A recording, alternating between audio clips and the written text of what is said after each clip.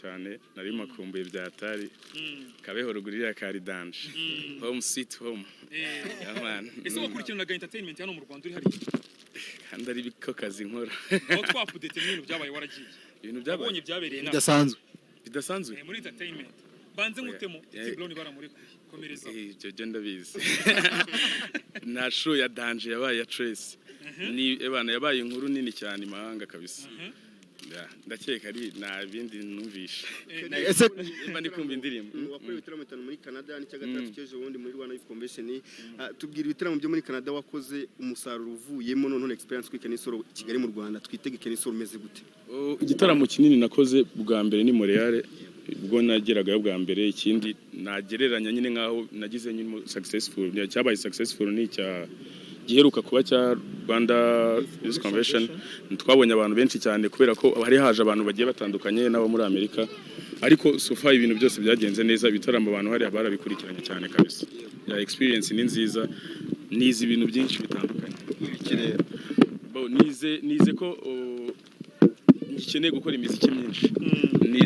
nize ko hari abantu duhereza ibintu tutaba tuzi ko byabagezeho ahubwo tugomba gukora byinshi kurushaho ni byinshi cyane no kugira abantu kuko hari twagiye tugira abantu bagiye hari baraduhagararira baraturepresentinga ugereyo ugasanga n'umuzungu ari kubyina indirimbo yawe atazi ikintu isobanura Kenisoro ukigenda abantu benshi batagiye kuvugana mu nyidagaduro ati Kenisoro aragiye hari inkuru zavuzwe ati Kenisoro nazaga waje gutanga n'ubusobanuro avuga ati rwose ngenza ukabunda mu rugo zira ngutekereza ko zavugwa kubera iki nkeka ko ari uko natinze bibaye amezi abiri ariko ntago nari kuburana hari ibintu byinshi ntarakora mu Rwanda ntago nagenda ngo miti nsigara hariya indirimbo zikundwa n'abari n'abategarugori muri Canada cyane twari tukubona uri kumwe n'abarimo n'abadumba muri gusangira kamwe bona n'abakobwa bari hafi aho ngaho abari n'abategarugori muri Canada bagufashe gute bakwakiriye gute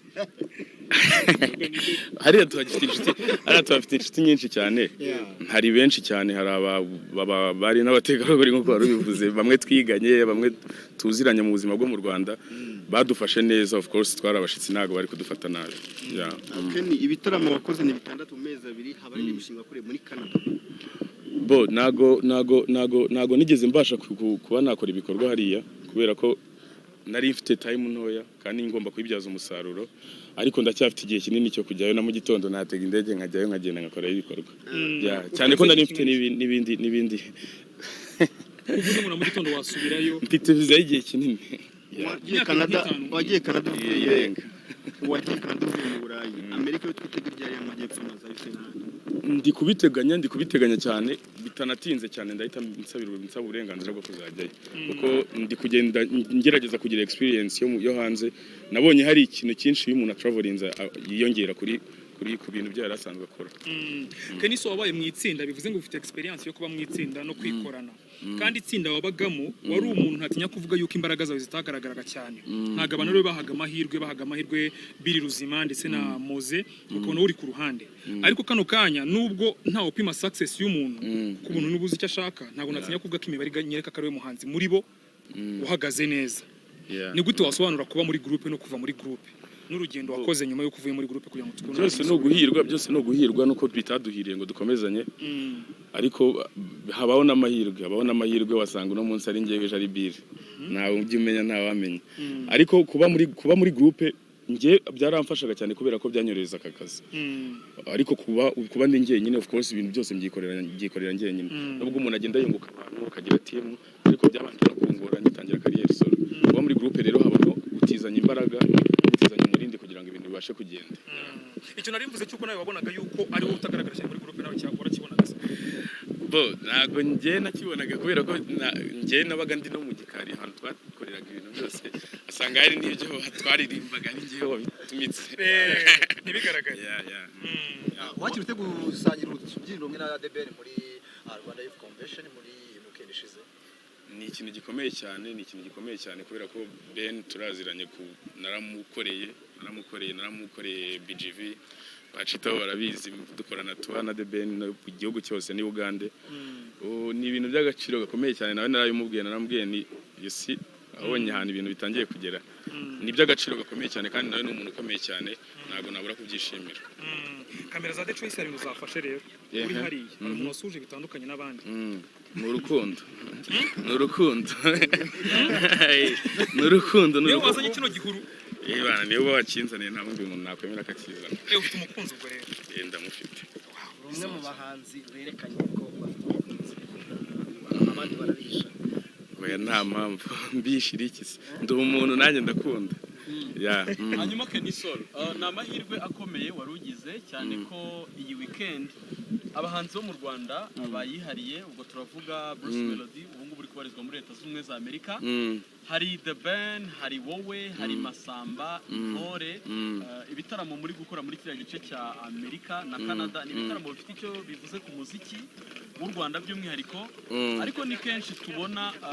umuhanzi akoze igitaramo kinini yagiye Canada yagiye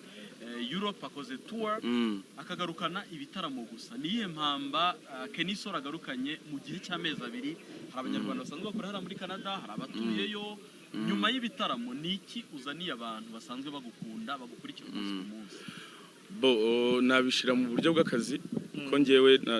nagiye already hari ibikorwa byinshi mfite narashira hanze hari ibintu byinshi nateguriye abantu ni nacyo kingaruye hano abahungu bakaniye kabisa bakaniye bari gukubita imizigo hanze ni time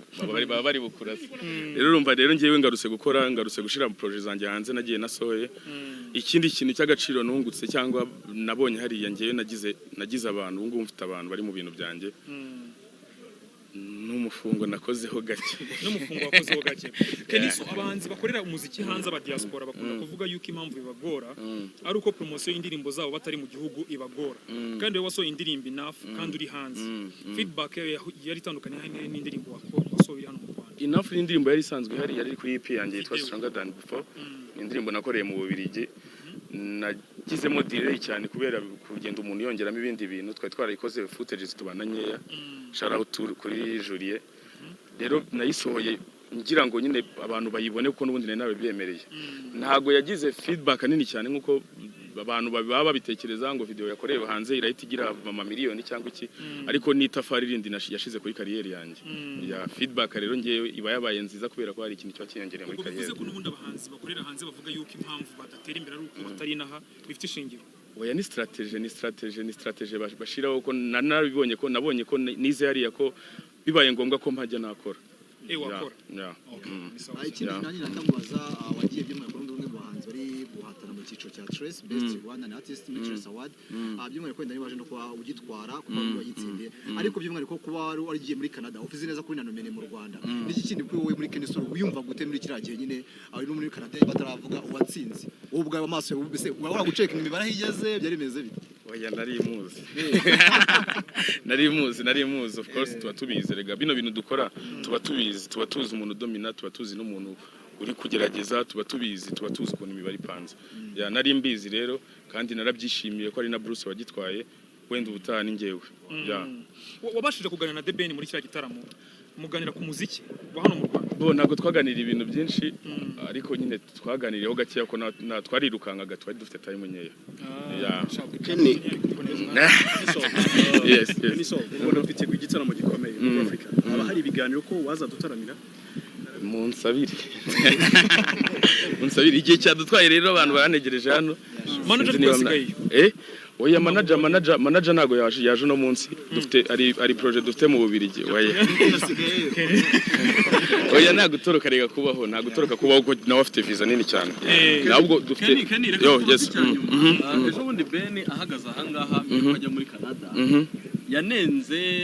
ijambo ryitwa bato avuga ko ari ijambo rigamije gusenya abahanzi aho kubafasha kandi iyo turebye Kenisol tubona abahanzi yazamukiye geri kimwe nabo ndetse no kunyura mu gitangaza mufashwa na Bruce Melodie ntacyo byaba bitwaye abarebera umuziki music promoters bo mu Rwanda